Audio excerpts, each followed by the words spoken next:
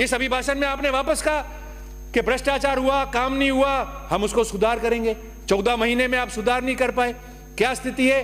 पानी की स्थिति आगे गर्मी का मौसम आएगा, सबको भुगतनी है, आपको, मेरे को, जितने सदस्य यहाँ जो जिनके ड्राई एरिया है और जो वाटर सप्लाई के अभाव में जिन लोगों को तकलीफ आती है उन सबको भुगतना है।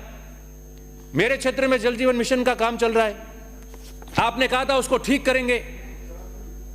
राजस्थान में 14 महीने बीते हैं, एक जगह डीपीआर के अगेंस्ट काम हुआ, पाइप के साइज में फर्क हो गया, ढानियों में पाइप डाल दिए, एक पाइप में एक बूंद पानी नहीं आ रहा है, 200 करोड़ रुपए खर्च हो गए, 35 करोड़ सरकार से और मांगे, जिसपे हमने आपत्ति दर्ज की है। माननीय मंत्री महोदय उस पर या तो कमेटी बना दे, खुद आवे या कमेटी बना दे, नहीं तो आगे लोगों को तकलीफ आएगी। हम कह रहे हैं आप कार्रवाई करो। किसी के सरकार में वो स्कीम सैंक्शन हुई हो, किसी की सरकार में गलती रही हो, मगर आप उसको 14 महीने आपको मिल गए, आपने वादा किया था अभिभाषण में, आप उनको कब से आपको उनको सजा दे देनी चाहिए थी, पर एक जगह भी पानी नहीं आया। फेस आपके और आपके प्रशासन को करना पड़ेगा। हमने हमारी बात यहां भी कही है, वहां भी कर देंगे।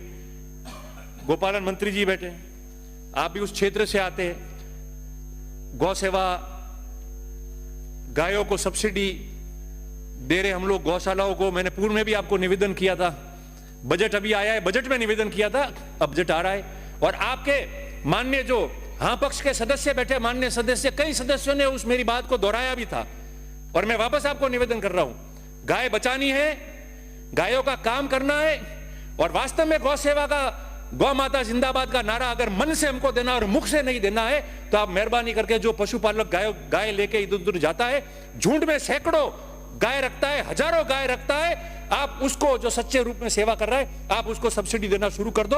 अगर आप दोगे तो आपको बहुत अच्छा पुण्य भी मिलेगा और वो गाय भी बच जाएगी। ये मैं आपको निवेदन कर रहा हूं, क्योंकि उसके बारे में नहीं कहा। राज्यपाल जी ने कहा अंतिम छोर में व्यक्ति के बारे में सुनो और सोचो, वो अंतिम छोर का व्यक्ति है। गौशालाओं में सब्सिडी दे रहे हो, कहीं बहुत अच्छा काम कर रहे हैं और कहीं कैसा काम कर रहे हैं आप खुद जाके देख लो, मगर उस पशुपालक को अगर सब्सिडी मिलेगी तो उसकी गाय बच जाएगी। 2 मिनट में पूरा कर दूंगा अध्यक्ष जी, मिल जाएगी। दूसरी 2 बातें मेरी थी, पट्टे की जो बात आई है, घुमंतु, अर्ध घुमंतु पशुपालक, डीएनटी के लोग, उनको आपने देने की बात की है, दिए भी है कई लोगों को, मगर वो अपना, आपका सपना साकार नहीं हो सकता, हमारा भी नहीं हो सकता है, क्योंकि पूर्व में वो गांव के बाहर रहते थे, बाड़े वहां होते थे, वो गोचर में जाके बस गए।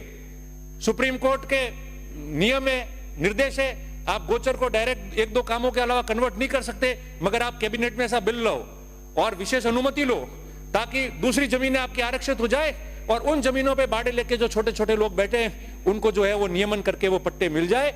और माननीय सारे सदस्य, अंत में मैं बता रहा हूं आपको कि 2 बातें और है। एक तो जो मिसिंग लिंक की सड़कें उनको लेके आओ आप, दूसरी सड़कें बन जाएगी, रिन्यूअल भी हो जाएगी। मगर हमारे समय में 10 करोड़ की मिसिंग लिंक की सड़कें दी थी, आप हिम्मत करके 15 करोड़ की करो, हर एमएलए की बात पूरी हो जाएगी।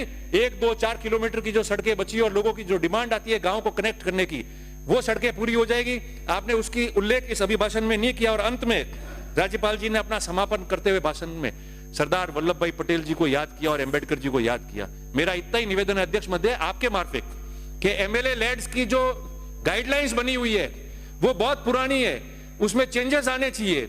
और अंबेडकर जी को अगर आपने याद किया है तो आपको अंबेडकर जी को, सरदार पटेल को, और स्कूलों में मां सरस्वती की मूर्तियां जो लोग लगाना चाहते हैं उसको आप पूर्ण रूप से 100% एमएलए कोटे से आप लोग स्वीकृति प्रदान कराओ, ताकि हिम्मत करके हम लोगों उनको दे भी सके और ये काम भी पूरा हो सके।